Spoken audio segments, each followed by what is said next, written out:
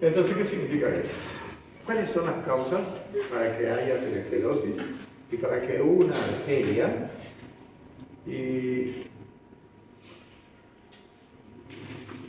disminuya su luz o su cavidad?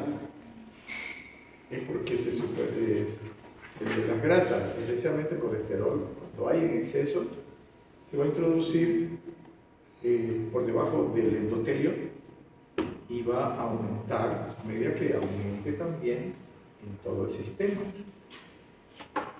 Y eso genera una reacción inmunológica, eso ya les he dicho, yo no recuerdo bien.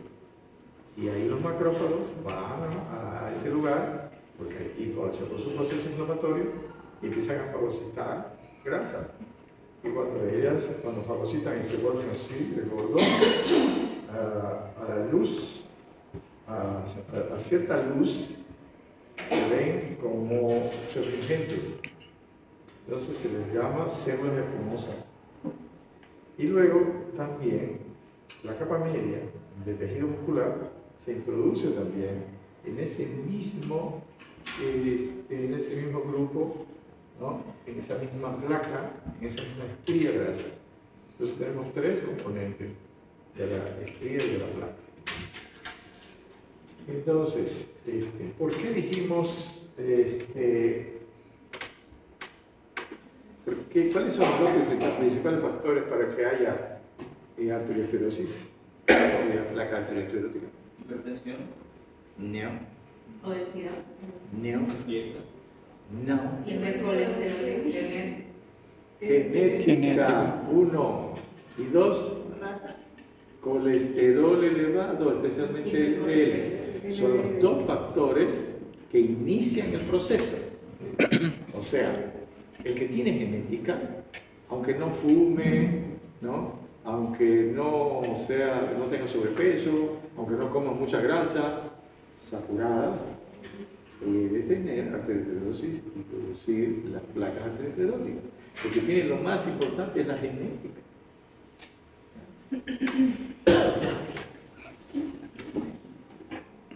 Genética, digo, doctor, ¿de qué manera eran dos causas importantes? Dice, grasa saturada especialmente cuando se superpone una predisposición genética y el colesterol elevado. Aquí dice ingestión excesiva de colesterol, pero no es el factor fundamental. El factor fundamental es que aunque no se ingiera mucho colesterol, el gran problema es que hay un trastorno del metabolismo de las grasas. Hay personas flacas que tienen colesterol elevado y con personas gordas que no tienen colesterol elevado. El paso inicial entonces es la estría grasa o acumulación subendotelial de lípidos. ¿Qué es la estría grasa? Acumulación subendotelial de lípidos y monocitos cargados de lípidos. Esos dos elementos. Las lipoproteínas de baja densidad, LDL, son el principal lípido aterogéneo.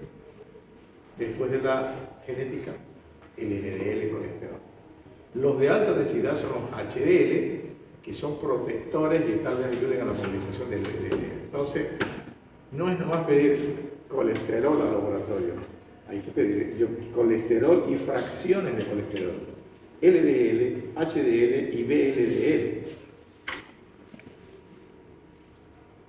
La participación patogénica de los otros lípidos es menos clara. Ejemplo, los triglicéridos. No se ha confirmado totalmente hasta qué punto los triglicéridos también participan de forma importante en el proceso arteriosclerótico.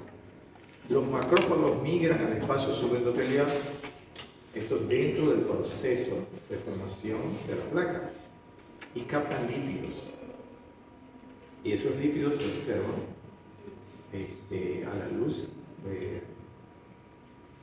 producen una reflectancia, por eso se le llama células espumosas. Al progresar la placa, las células del músculo liso también migran al interior de la lesión, ya en tercera fase. Si la placa permanece estable, ¿qué significa una placa estable? Generalmente la placa estable va a crecer lentamente y eso le permite que la cubierta fibrosa de la placa tenga un espesor importante nomás. Porque cuando crece muy rápido la placa, entonces se hincha demasiado rápido y la cubierta es delgada. ¿Ya? Y en esos casos es cuando se pueden producir infartos directos, a veces sin angina previa y en personas jóvenes. En cambio, cuando el proceso es lento, permite que esta cubierta, digamos, hasta cierto punto protege a los elementos que están en la placa, protege para que no salgan, ¿no? Porque cuando se rompe, entonces se desprenden sustancias encima de la placa y eso hace que se produzca una trombosis en el placa. Si la placa permanece estable, se forma un tapón fibroso.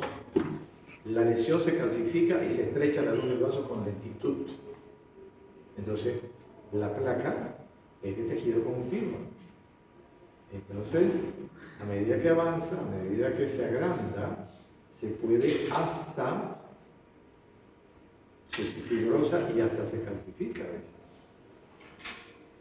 Entonces, y a medida que crece, va obstruyendo el vaso así. Puede estar en todo alrededor, puede estar en una parte de su estructura.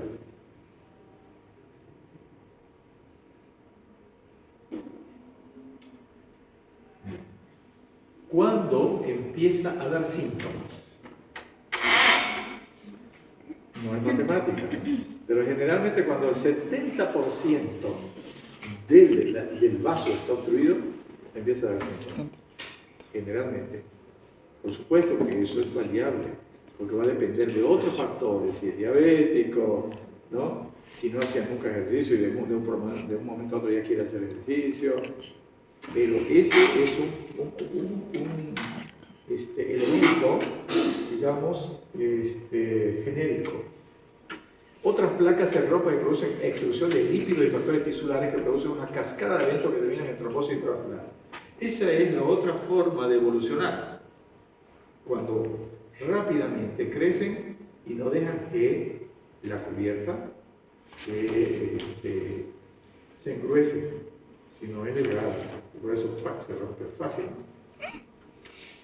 Estas son las muertes súbitas de gente joven. El resultado puede ser una obstrucción parcial o completa. Cuando se produce la trombosis, el organismo también echa mano de elementos propios para tratar de desobstruir el vaso. ¿No? Pero no siempre lo consigue. Y si lo consigue, a veces la obstrucción queda, pero digamos, va a quedar un mínimo paso de sangre. No llega a infartarse, pero va a quedar con un mínimo paso, menos de lo que tenía antes. Entonces, el resultado puede ser una obstrucción parcial o completa. Cuando es completa, infarto. Cuando es incompleta, angina inestable. Cuando es poquito lo que pasa, ¿no? O que la placa se pueda estabilizar de nuevo, a menudo con estenosis más grave. Salud.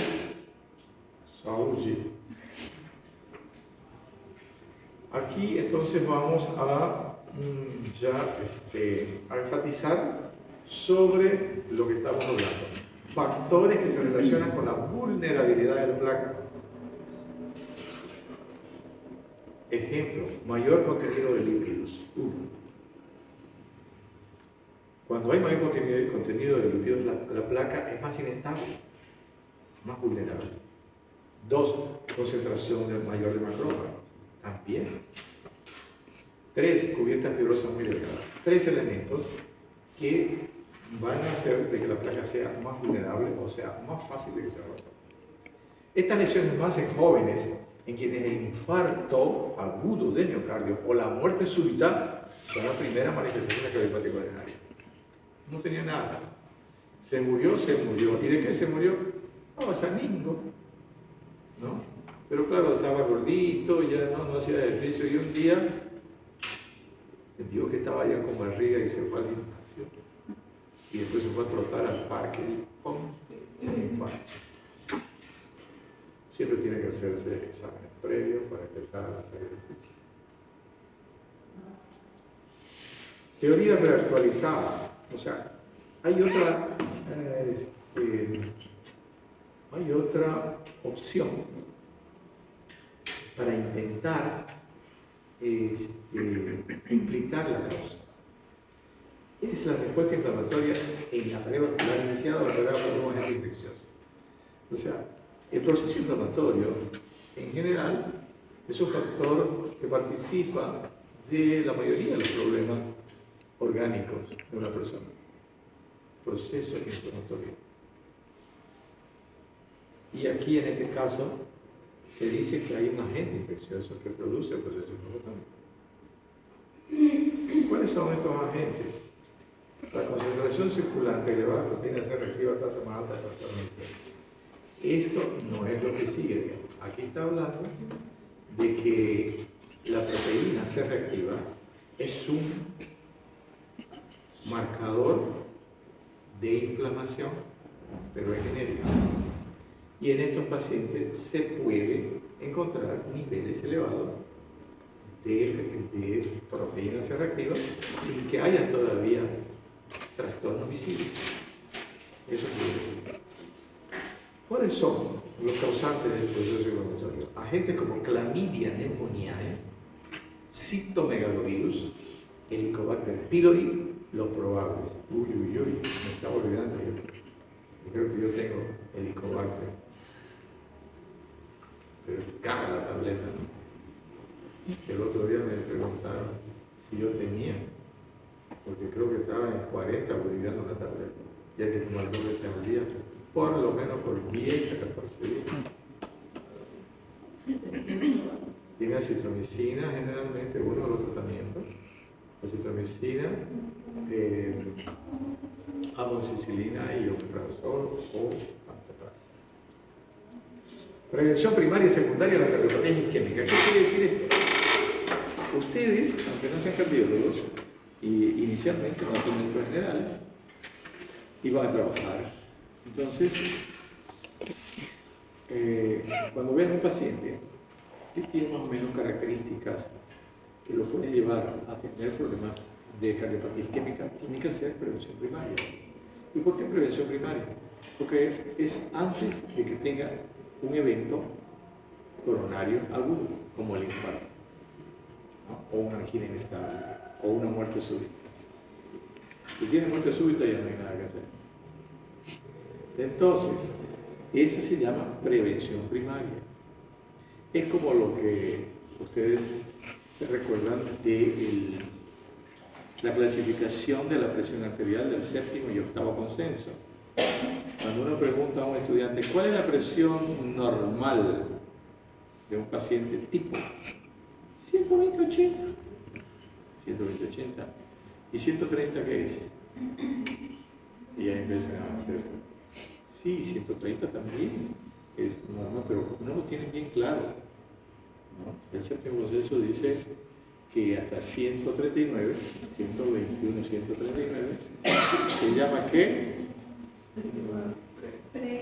Prehipertensión, pero lo toman como si fuera hipertensión. ¿Qué quiere decir pre? Antes no tiene hipertensión, entonces 140 o 139 o 89, lo normal, máximas normales, eso tienen que tenerlo en la cabeza hasta que no cambie, porque hay tendencia para que eso baje. Entonces, 139, 89.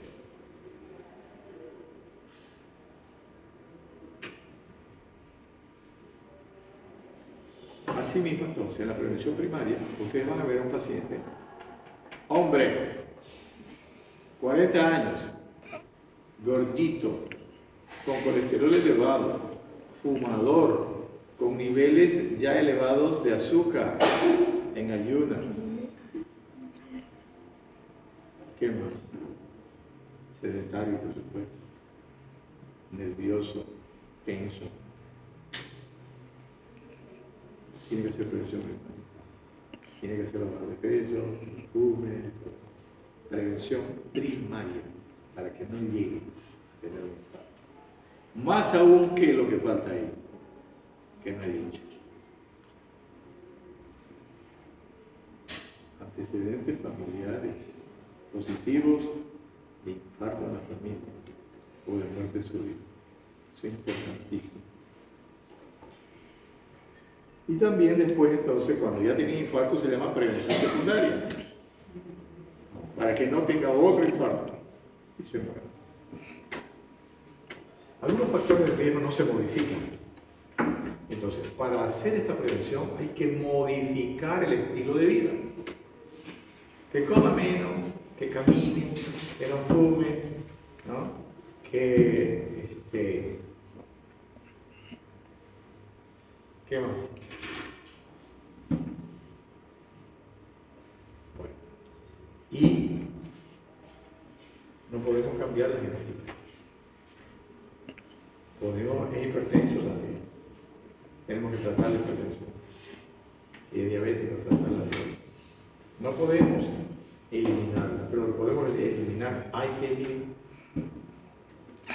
Entonces, como dejar de fumar, tratar de epidémica, hipertensión, previene o demora la prevención de la producción de coronariopatía y sus complicaciones, no la prevención. Tratamiento de lípidos retarda la arteriosclerosis o se produce su regresión. O sea, hay que usar. Ustedes han visto en el internet, hay algunos casos donde hay un médico aparente que dice, las farmacias y los laboratorios se quieren enriquecer dando remedios al colesterol, si el colesterol es bueno, las grasas son buenas. Así es, doctor Martín. ¿No? Es un peruano. Y después hay otro, un tal doctor, creo que se ve un tal doctor Ubiratán, que hablaba de alguna otra cosa que ya está consolidada, ¿no? Y él estaba en contra.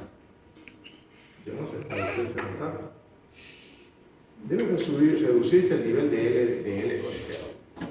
¿Cómo se debe reducir el nivel de LDL colesterol? Claro que con estatinas principalmente. Y hay otro, el ácido bempedoico que ha salido, que también se utiliza a las personas que no toleran, digamos, las estatinas.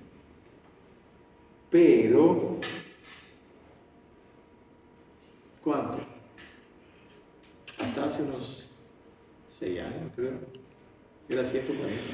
Y en algunos laboratorios todavía en sus formularios dicen 140. Lo máximo que debe estar el colesterol para que esté normal. Pero es 100. 100 en general. Pero si la persona tiene una genética donde su hermano mayor o su primo murieron con infarto, hay que bajarlo lo más que se puede. El LDL, lo más, todo depende de eso. ¿Ya? Mientras haya mayor posibilidad de que la persona pueda infartarse, lo más bajo posible. Entonces, debe reducirse el nivel de colesterol porque previene eventos coronarios vasculares cerebrales en los pacientes sin arteriosclerosis manifestada clínicamente en prevención primaria y valores de LDL tan bajos como 100 miligramos por decilitro. Las concentraciones de homocisteína se relacionan con el incremento de riesgo para desarrollar eventos vasculares. La homocisteína se la estudió, pero todavía también no está seguro de que participa en la producción de eventos cardiovasculares.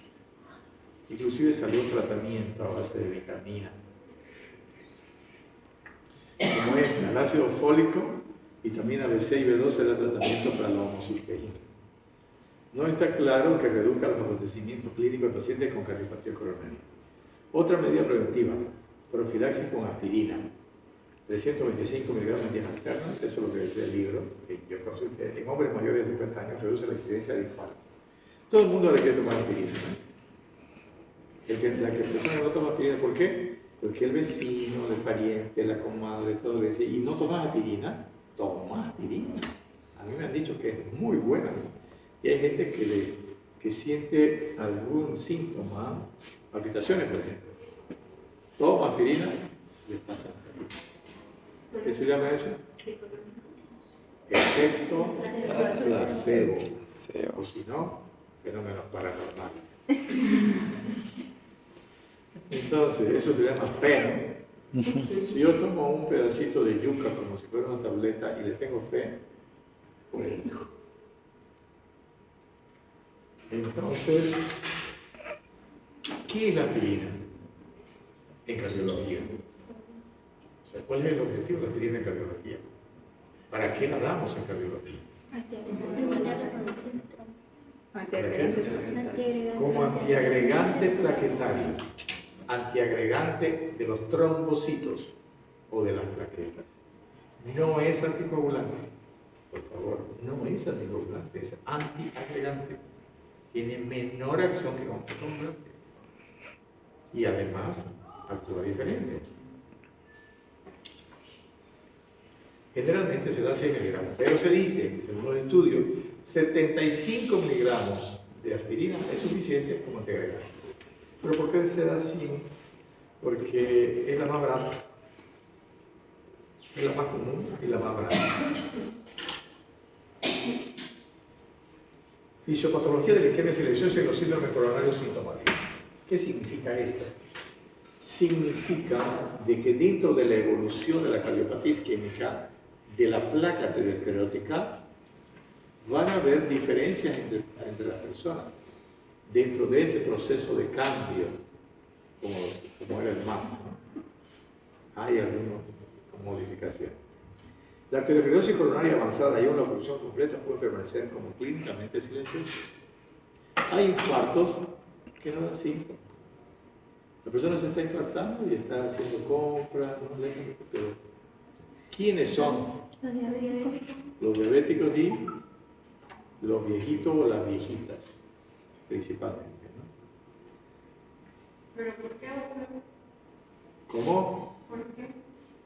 ¿Por qué ellos no tienen una mayor clínica? Neuropatía diabetes. Aparentemente porque ya no tienen esa sensibilidad, digamos, porque el corazón duele o no duele. Esa es la polémica. ¿Quién dice que duele? Levante la mano. Emocionalmente. ¿Y quién dice que no duele? Todos. El pericardio. No. No. La falta de sí. Es que ustedes tienen que pensar, llevaron anatomía, neuroanatomía, llevaron.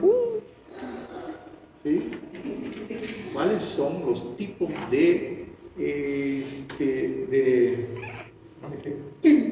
los tipos de sensibilidad nerviosa que tenemos? Ecteroceptiva, propioceptiva, ¿no? Entonces, en las partes externas, en las extremidades, ¿no? Nosotros tenemos un tipo de sensación de sensibilidad, pero dentro las vísceras no duelen. No duelen. ¿Qué es lo que duele? La cubierta fibrosa, duele la pleura, duele la cápsula de Gleason, duele el pericardio. Pero ¿por qué el corazón duele? Claro, que también alguien puede decir, no duele. Ahí hay una polémica. Para mí duele. Pero claro, hay que explicar que no va a doler el corazón mismo. Por el sistema nervioso que tiene, es un dolor referido al pecho. ¿Y por qué hay dolor en el pecho? Porque el corazón está lesionado. Pero él no lo siente, como en el corazón mismo no lo sentimos nosotros, no tenemos la sensación de real de dolor en el corazón, lo sentimos en el pecho. Esa es la diferencia. La arteriosclerosis coronaria avanzada y aún la oclusión completa puede permanecer como clínicamente silenciosos. Hay solo una relación directa entre los síntomas clínicos y el grado anatómico de la enfermedad. Entonces, clínicamente, no siempre vamos a hacer un diagnóstico exacto de la enfermedad. Necesitamos de los exámenes complementarios. Los estudios indican que en la angina de pecho el aumento de la demanda de oxígeno es el mecanismo más frecuente. ¿Por qué se produce angina de pecho entonces? Para compensar. Porque hay un déficit, ¿no? El corazón y los músculos necesitan, digamos, 100 de oxígeno y solamente las arterias le van a proveer 80 o 70. Entonces, esa diferencia va a ser de que sufran las células. Ese es el mecanismo más frecuente, aumento de la demanda de oxígeno. ¿Por qué dice aumento de la demanda de oxígeno? Porque si una persona está echada, generalmente no siente dolor ni nada, no siente. Generalmente. ¿Cuándo siente? Cuando hace esfuerzo o cuando tiene alguna emoción. ¿Por qué?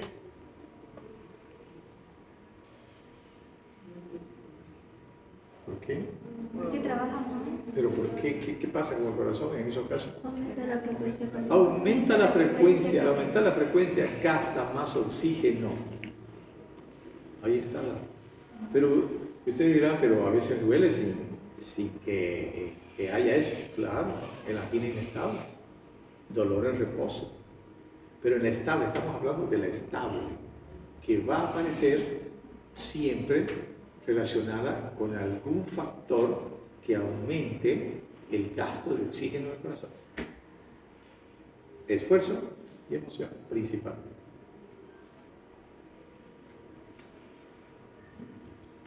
En la angina inestable e infarto agudo del miocardio son causados por rotura de la placa, como todo, taponamiento de plaquetas y trombosis coronaria, síndromes coronarios agudos. ¿Cuáles son los síndromes coronarios agudos? Angina inestable, infarto, muerte súbita, síndrome coronario agudo. Entonces, taponamiento de plaquetas y trombosis coronaria. Dijimos que en la angina inestable generalmente es cuando hay una obstrucción rápida y el organismo desobstruye un poquito, entonces se queda con un mínimo paso y eso ya le va a producir angina inestable. ¿Ustedes a qué le llaman preinfarto? Muy conocida esa frase, hacen diagnóstico de tuvo preinfarto o está con preinfarto, antes. Considero que es un término mal hecho. ¿Cómo? Considero que es un término mal hecho. No, puede ser bien hecho, pero es que no tiene las condiciones para decir pre, porque si usted dice pre es porque realmente va a llegar. ¿Cuál sería entonces? La angina inestable sería pre. Porque la angina inestable está colgando, digamos, ¿no? Cualquier momento va a infartar, si ustedes no hacen nada. La angina inestable es el estado realmente pre-infarto. La angina Estable. inestable. La angina inestable. Ah, inestable. Ese es el verdadero preinfarto, podemos decir. Pero acá tiene dolor de pecho, está con preinfarto. Y de repente es una osteocondritis.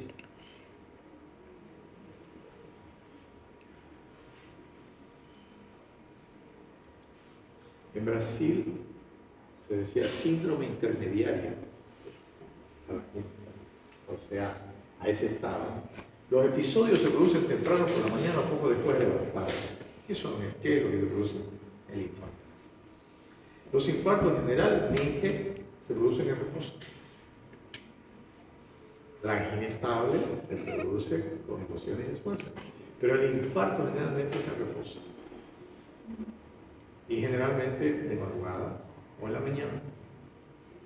¿Por qué? Por la demanda de oxígeno al momento de El levantarse. vegetativo, aparentemente. El no está protegido el organismo. El vago aparentemente está durmiendo todavía. Y el simpático aumenta la frecuencia. No sé si ustedes han sentido a veces cuando se levantan, a veces sin soñar, los se levantan rápido y sienten palpitaciones. Porque el corazón cuando uno duerme, baja la frecuencia cardíaca. Todo disminuye. Disminuye la respiración, la digestión, la frecuencia cardíaca, todo. ¿Doctor, ese pálpito sería natural? ¿O en qué Sí, momento sí, llegaría? en una reacción natural, porque si usted se despierta y se para, toda su sangre cae. Entonces tiene que haber adrenalina, poco a poco, y aumento de la frecuencia cardíaca para que esa sangre que se bajó suba rápido, porque su cerebro está necesitando. Por eso es que puede haber mareo. Y los episodios se producen temprano por la mañana o poco después de levantarse. Muchos episodios de angina de pecho son silenciosos y se deben a estrés emocional y mental. Hibernación y aturdimiento miocárdico. Son dos situaciones también que pueden haber dentro del proceso de arteriosclerosis y angina estable. Se pueden presentar estas situaciones. ¿Qué es la hibernación? Las áreas del miocardio que están subperfundidas, áreas donde les llega menor cantidad de sangre. En forma persistente, pero aún viables, puede desarrollar una disfunción contráctil sostenida. Si a mí me dan poca comida, yo tengo que trabajar todos los días en forma manual, pero me dan menos, yo no voy a aguantar, pues, ¿no? Estar todo el día trabajar la mitad, más o menos así.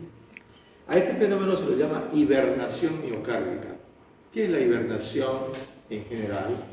¿De dónde proviene la hibernación? ¿Dónde más se utiliza ese término? ¿Cómo? En los osos polares, ¿no? Que hibernan. Entonces ellos se acuestan a dormir durante el tiempo de frío y bajan todo su metabolismo.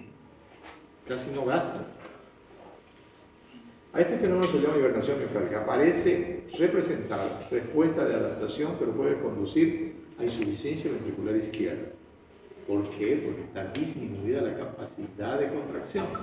Puede llevar, si la zona es amplia, puede llevar a disminuir la función ventricular izquierda. Esta forma de disfunción es reversible después de revascularización miocárdica. Quiere decir que no mueren los miocitos, los cardiomiocitos, sino se le hace el tratamiento y vuelven nuevamente a tener la capacidad normal. El aturdimiento miocárdico es cuando uno le da un golpe en la cabeza y queda aturdido. Como cuando uno estaba con unos tragos también, ¿no? No sabe qué es eso. No, aturdido, ¿no? ¿Sí? Aturdimiento. Es la disfunción contráctil persistente después de episodios prolongados repetidos. Aquí son episodios. Disfunción contráctil es persistente, pero son por episodios, en la otra era permanente. Prolongados repetidos de isquemia miocárdica. Es como un golpe, digamos. En el otro no es golpe. En el otro es sostenido. Muerte súbita. Puede ser la primera manifestación de coronariopatía. Primera manifestación. Chao. En hasta la cuarta parte de los pacientes, pero es más frecuente en pacientes con infarto previo y disfunción ventricular izquierda de grado moderado a intenso. Además, 20% de los infartos que se producen en la calle no llegan al hospital, aunque sean pequeños. 20% de infarto agudo leve morirá antes de llegar al hospital, y la mayoría por fibrilación ventricular. ¿Por qué la fibrilación? Porque hay una produce la isquemia, porque si se infarta una zona del miocardio, hay una zona que podríamos compararla con la zona de nadie en una batalla, ¿no? Donde aquí está el ejército de un lado y aquí está el otro ejército, y al medio hay una zona de nadie. Entonces, las arterias llegan hasta por aquí, pero no llegan con todo. Va disminuyendo su flujo. Esa zona queda muy ¿cómo se llama? Muy frágil en el sentido de que puede producir extrasístoles, arritmia, ¿no? Queda muy estimulada. Doctor, a ese último ejemplo que acaba de nombrar, de esa sección que no le llega a la sangre, ¿qué quiere decir cuando nos referimos a una necrosis de tejido miocardio por isquemia prolongada? Tendría que haber, generalmente la isquemia prolongada es la que va a producir el infarto, porque es definitiva, digamos, cuando se cierra. Entonces, hay una isquemia prolongada.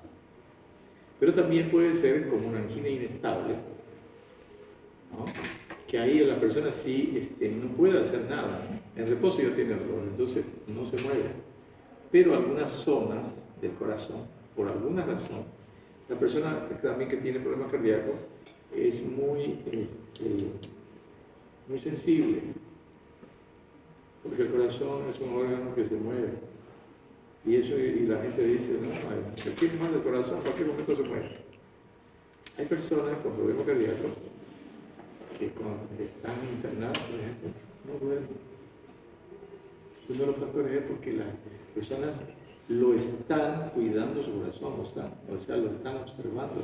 Es como alguien que lo controla el corazón para que no pare. No tiene sentido, porque es peor.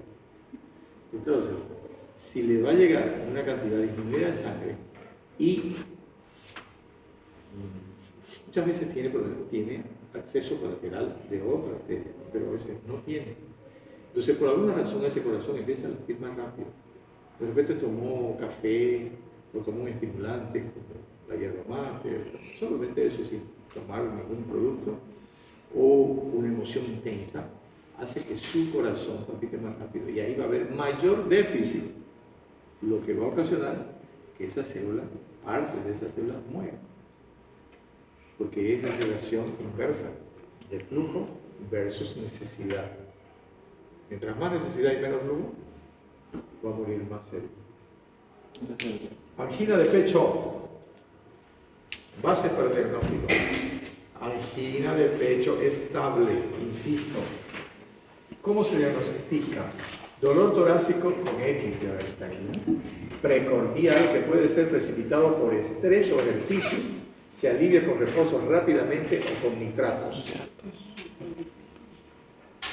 Nitroglicerina o nitrato de isosorbide. 2. Evidencia en el electrocardiograma o gammagrafía de isquemia de las pruebas de dolor o estrés. Y 3. Demostración angiográfica o obstrucción significativa de vaso coronario principal. Esto es algo que se hace en grandes hospitales.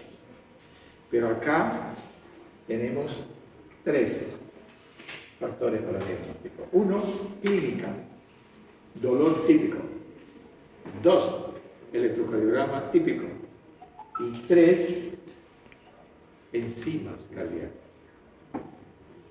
Clínica, electro y enzimas. Con 2 de ellos hacemos diagnóstico de infarto o angina. Ejemplo, hay dolor y pedimos, aunque no hagamos electro porque no tenemos, pedimos enzimas. Si las enzimas son negativas, es angina. Si las enzimas son positivas, es infarto. Entonces, o clínica y enzimas, o electro y enzimas. Si tenemos los 3 elementos, mejor. Tenemos clínica, tenemos electro y tenemos enzimas. Laboratorio. ¿Qué enzimas son? Troponina. Las que se hacen ahora son troponina, iotroponina T y la CKMB, que es una isoenzima de la CPK, creatinfosfoquinasa. Antes se pedían transaminasa, deshidrogenasa láctica, todo eso. Consideraciones generales. Hay la mioglobina también, pero casi no se la utiliza mucho. Pero estas enzimas tampoco son exclusivas del corazón. Están también en los músculos estriados. Consideraciones generales. La angina de pecho suele ser causada por cardiopatía arteriosclerótica. Puede producirse espasmo coronario en el sitio de lesión o a veces en vasos aparentemente normales. Aquí está hablando ya de otro factor, no solamente la disminución del flujo sanguíneo. Está hablando, o sea, por arteriosclerosis, está hablando de un espasmo.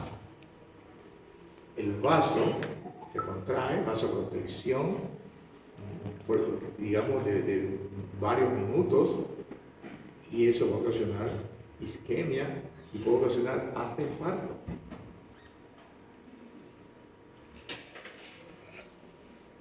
En hipertrofia miocárdica intensa con coronarias normales, estenosis y rehabilitación aórtica grave, también hay angina de pecho. ¿En qué caso? A ver. No, ¿cuándo hay hipertrofia miocárdica intensa? Hipertensión y estenosis aórtica. ¿Qué sobrecarga da vida? De presión. Todo eso es lo que tienen que saber. O sea, relacionar una cosa con la otra, con la otra, con la otra. Esas son las preguntas. No es así tan directa. ¿No? Mamá me mira, mamá me ama, Kiko come queso. Ya no. Ya me dio miedo. Esa es la forma de saberlo. La taquicardia paroxística con frecuencia ventricular rápida puede producir dolor anginoso. Bueno, les digo, todo dolor en el pecho se puede catalogar como angina. No importa que no sea un dolor de coronaria. Se dice angina hasta no probar lo contrario. Pero claro, uno que tiene el conocimiento teórico, uno va a tratar de descartar. Pero no puede descartar solamente por la clínica, ¿no? Porque inclusive hay infartos sin dolor. Entonces tenemos que hacer un evento, tenemos que pedir encima. Taquicardia paroxística con frecuencia ventricular rápida. Quiere decir 140, 150, ¿no? Porque taquicardia por encima de 100. Pocas veces hay angina con coronarias angiográficamente normales. Puede haber angina, fíjense, con arterias coronarias normales y sin otras causas identificables. A esto se ha denominado síndrome X, flujo inadecuado en microvasculatura, pero no sé qué bueno, no sabe por qué. Flujo inadecuado en microvasculatura. ¿Quiénes creen que son las que tienen eso? Esa angina. Las mujeres son tan complicadas que hacen. Realmente son difíciles, hasta en eso, hasta tan cerca, ¿no?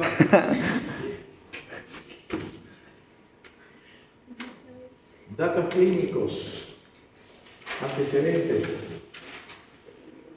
circunstancias que precipitan o alivian angina. Eso es lo que tienen que ver ustedes, ¿no? Doctor, señora, ¿qué le está pasando? Señor, ¿qué le está pasando? Siento dolor en el pecho. Siento dolor. ¿Desde cuándo? Desde hace 2 meses.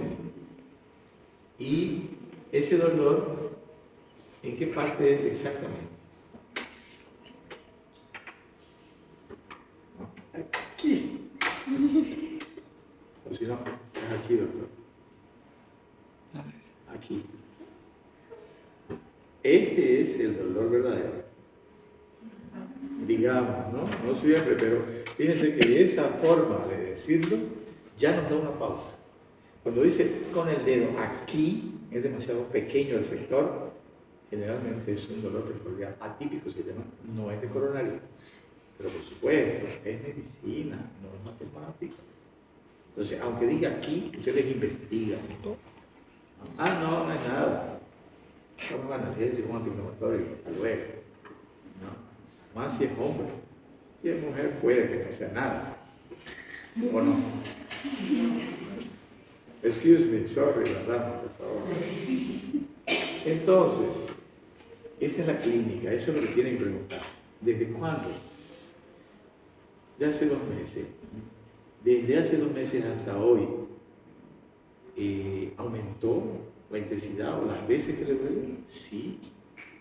Antes me dolía solamente cuando alzaba un peso. Ahora solamente alzo unos 2 kilos y ya me duele. O cuando camino, antes caminaba 3 cuadras y sentía el dolor. Ahora camino 1 cuadra y me duele. Progresó. ¿Ese dolor lo siente solo ahí? No, doctor, se me viene a veces aquí a la mandíbula, me aprieta, o se va atrás, o se va al brazo izquierdo, o a los 2 brazos, o al brazo derecho. Todo eso es la clínica de la angina. Tienen que preguntar. Circunstancias que precipitan o alivian la angina. La angina se produce más con la actividad y se alivia con reposo, por ejemplo, el músculo torácico o extremidades superiores. es más frecuente cuando hace ejercicio con las extremidades superiores que con las inferiores. Puede caminar más, pero cuando alza tu peso, especialmente este ejercicio isotónico, ¿no? Es peor. Ambulación rápida, cuesta arriba, precipita ataques. El paciente prefiere permanecer en posición erecto y no acostarse. Cuando siente dolor de pecho, especialmente cuando hay infarto, la persona no se acuesta. ¿Cuándo se acuesta? Cuando tiene dolores abdominales. La gente se acuesta y se encoge, ¿no? Lo que le pasa. Pero cuando es dolor en el pecho, la gente no se acuesta. Y alguien le dice, o su mujer, tipo, le quise estar, pero echate. Entonces, paseate. Esa es la forma de decir acá, ¿no? Pasear, dar su paseo, dando vueltas. Y a veces paseándose 1 hora o 2 horas, pierde tiempo y no va. Yo tuve un caso de el papá de una prima, o sea, mi tío, pero no tan cercano. Y ella era médica de otra especialidad. Mi padre está vomitando y dice que tiene dolor en el pecho, pero a veces el dolor es bajo. Entonces dice que ha comido algo que le hizo mal. Entonces hay que verlo. No, pero es que él dice que eso es la comida. Bueno, si en 1 hora no le pasa, hay que hacerlo. No me llamo. Al día siguiente nos encontramos a las 6 de la mañana. Le dice el electro, un infartazo. Directo a internarse y se murió a las 6 de la mañana. Muy bien, ¿alguna pregunta? Todos quedamos en datos clínicos, yo ya quería avanzar más, pero ahorita va a venir los... ¿Sería infarto en la cara inferior ese caso? Si duele ahí abajo, generalmente sí. Pero siempre tenemos que pensar